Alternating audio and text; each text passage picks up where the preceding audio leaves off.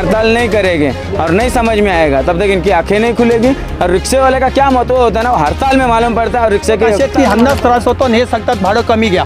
जर का यांना अधिकार भाडं कमी करायचा वाढवायचा कुठल्याही खात्याने यांना अधिकार दिलेला नाही, तो फक्त RTA कमिटीलाच असतो।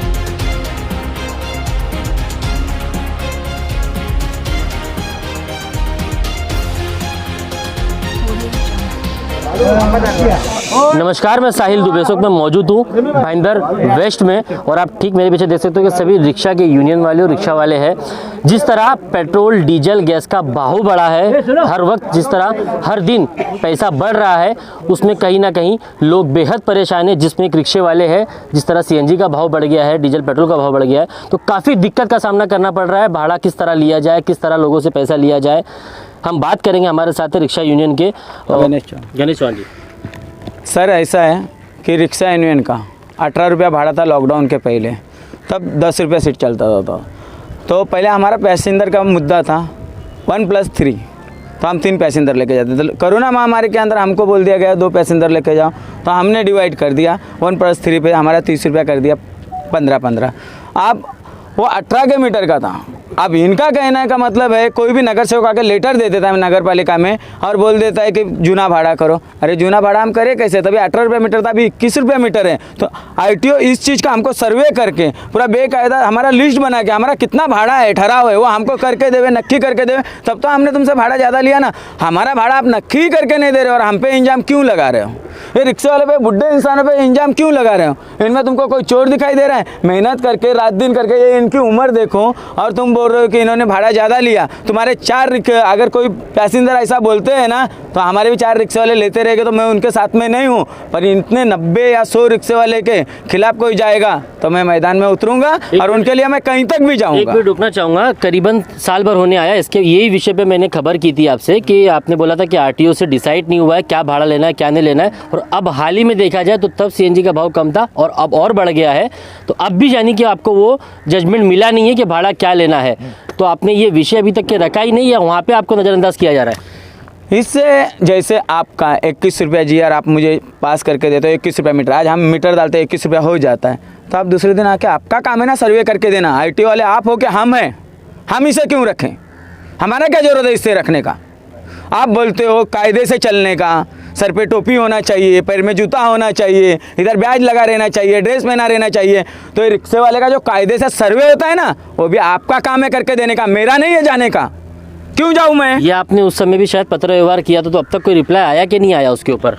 पत्र व्यवहार इनके खिलाफ किया जाता है। जब जब इनके खिलाफ पत्र व्यवहार होएगा तो मैं इनके साथ में एक संगठित की तरह, एक रिक्शा ड्राइवर की तरह खड़ा रहूँगा, क्योंकि मैं खुद 22 साल ड्राइविंग किया हूँ और मैं एक रिक्शा ड्राइवर पहले हूँ। बाकी जो भी हूँ मैं, मीरा भाईंदर उप रिक्शा यूनियन का जिला अध्यक्ष हूँ। जैसे हमारे उमेश भाई है इधर ही पूरा मीरा भाईंदर के पद बोल रहे तुझा, इनका गाइडलाइन लो, आगे जो भी है इन सब का गाइडलाइन लो। और इनको जो भी तकलीफ होएगा, कोई भी नगर सेवक कल जाके लेटर डालेगा इनके खिलाफ, तो ये बार बार नगर सेवक रिक्शे वाले के इमेज खराब करने का, मैं उन पे केस ठोकने का अर्जी दूंगा।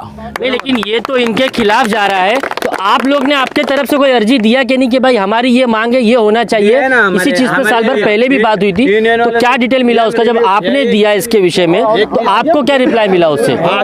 आपण आम्ही रिक्षा चालक मालक असोसिएशन तर्फे बोलतो की आम्ही हा RTA कमिटीला आम्ही हा अहवाल दिलेला आहे की तुम्ही भाईंदरला येऊन सर्वे करा। दिवसेंदिवस गॅसचा भाव वाढतो आहे। आजतागत त्यांनी आमच्या अर्जाचा कुठल्याही प्रकारे विचार केलेला नाही आहे आणि कुठलेही दिले नाही। फक्त नगरसेवक तोंडावर नाव घेऊन सांगतो, ध्रुव किशोर पाटील, सुरेश खंडेलवाल येतात की तुम्ही कायदेशीर बेकायदेशीर भाडं घेताय। मग जर पण सर्वेच झालेलं नाही आहे, मी RTO आणि संबंधित मंत्र्याला विचारतो, जर का सर्वेच झालेलं नाही आहे तर बेकायदा आम्ही भाडं कसं घेतोय? जो रिक्षावाला भाडं घेतोय, मी हे म्हणत नाही की 100च्या 100% रिक्षावाले चांगले आहेत, असतील काही नासका आंबा असतो, मग त्याचं काम आहे तो ट्रॅफिक डिपार्टमेंट काम करेल, ट्रॅफिक डिपार्टमेंट बघेल। इथे स्टँडला येऊन हे 2 नगरसेवक यांच्याशी माझ्याशी एकदा आमचे वरिष्ठ अधिकारी होते भामे साहेब, यांच्याशी पण समोर बोलणं झालं, हे तुमचं काम नाही आहे। पण हा येऊन जाऊन हे 2च नगरसेवक, 96 नगरसेवक आहेत भाईंदरला, हे 2च नगरसेवक असे आहेत की ह्यांनाच त्रास होतो आणि हे सांगतात भाडं कमी घ्या।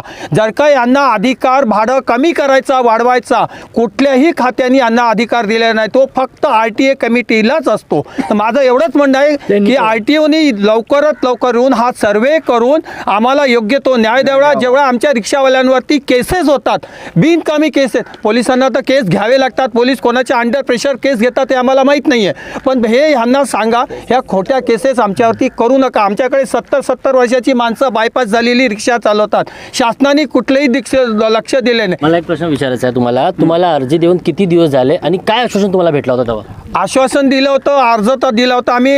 जेव्हा 18चं मीटर होतं RTA कमिटीच्या मिटिंगला जवळजवळ माझ्या मते एक वर्ष तरी झालेलं आहे, पण आम्ही करू फक्त एवढं बोललेलं आहे. पण RTAचा कुठलाही अधिकारी अजूनपर्यंत आलेला नाही, सर्वे केलेला नाही. म्हणजे 1 वर्ष झाला अजूनपर्यंत काय तुम्हाला रिप्लाई तिकडून भेटला नहीं? अभी आप लोग क्या चाहते हो, किस तरह का आश्वासन चाहते हो? जिस तरह 1 साल हो गया अब तक के मिला नहीं आश्वासन, आप क्या चाहते हो? फाइनली क्या होना चाहिए, क्या वहाँ से डिसीजन मिलना चाहिए आपको? देखो मेरा ये कहना है कि जैसे कि अभी हम लोग 2 सीट से गाड़ी चला रहे हैं, ठीक है, पैसेंजर को भी तकलीफ है, इनको भी, हम लोग को भी तकलीफ है. हम लोग भी सोचते हैं कि 3 सीट से चले, पैसेंजर को थोड़ा पैसा कम आए, क्योंकि 15 लेना भी थोड़ा ये हो रहा है कि उनको, जैसे कि हम लोग ने भी एक हिसाब किताब किया था तो 12 रुपया पर सीट पे हो रहा है. मैं तो चाहता हूँ कि RTO से ये बोले कि भाई तुम सर्वे करो, हमको पर सीट का 12 रुपया दे. और भामे साहब से मैं ये कहना चाहता हूँ कि जब अगर खंडेलवाल और ध्रुवकेशवर जैसे पाटिल जो है लोग अर्जी देते हैं तो पुलिस का पूरा फोर्स लगा देते हैं, रात को हो चाहे दिन हो. रात को हमारे स्टेशन में इतना मजाक मारी होता है, लोग नल्ले लोग इतना लाइन तोड़ करके पैसेंजर भरते हैं, बुजुर्ग लोग बेचारे परेशान रहते हैं, नंबर में ही खड़े रहते हैं. और ये लोग जितने भी नल्ले लोग हैं आगे से आगे गाड़ी भर के जाते हैं, ठीक है. उनके लिए हम लोग ने कितना लेटर डाल दिया लेकिन कोई कार्रवाई नहीं करते. इस मामले में सिर्फ आश्वासन 2 साल से मिलता रहा, जिस तरह आप बता रहे हो. अगर अब भी अगर ये नहीं होता है, आपकी मांगनी अगर पूरी नहीं होती है, तो आपका क्या होगा अगला स्टेप? मेरा अगला स्टेप ये होगा, 10 तारीख तक का हमने सब जन ने मिलकर डिसीजन लिया है कि उन्होंने बोला दिवाली के बाद काम करके देते. अगर नहीं करके दिया तो फिर हम 10 तारीख को सब जन डिसाइड करेंगे और 11 तारीख को हम ले जाके अर्जी दे देंगे बेमुद्दत हड़ताल. क्यों कि अगर इनको जब तक हम हड़ताल नहीं करेंगे और नहीं समझ में आएगा तब तक इनकी आंखें नहीं खुलेगी. और रिक्शे वाले का क्या महत्व होता है ना, हड़ताल में मालूम पड़ता है और रिक्शे की एकता में मालूम पड़ता है. और हम लोग मेरा भाईंदर में रिक्शा तो करे या ना करे, पर कासिंदर स्टेशन का रिक्शा पूरा बंद हो जाएगा. है रिक्शा यूनियन के लोग जिन्होंने 10 तारीख तक का समय दिया है. अगर 10 तारीख तक का अगर हमारी मांगनी पूरी नहीं हुई तो 11 तारीख को ये लोग अर्जी दे करके एक आंदोलन करेंगे.